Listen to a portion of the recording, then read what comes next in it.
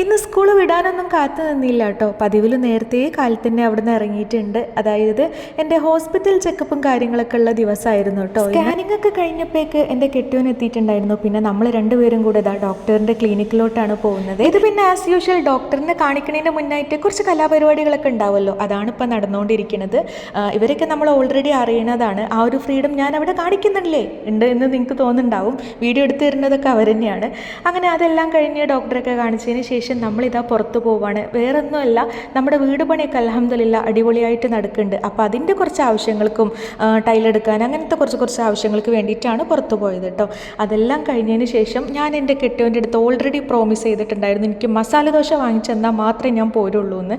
ആൾ വാങ്ങിച്ചെന്നിട്ടുണ്ട്. എൻ്റെ നിർബന്ധം കാരണം. നിർബന്ധിക്കണമെന്നൊന്നുമില്ല, എന്ത് പറഞ്ഞാലും വാങ്ങിച്ചു തരും അൽഹംദുലില്ലാ, അത് വേറെ വിഷയം. അങ്ങനെ അതെല്ലാം കഴിഞ്ഞ് എൻ്റെ നിഷുക്കുട്ടനും നിഫ്രക്കുട്ടനൊക്കെ ഉള്ള സാധനങ്ങളൊക്കെ വാങ്ങിയിട്ട് നമ്മൾ തിരിച്ചു പോയി. അപ്പം അത്രയേ ഉള്ളൂ.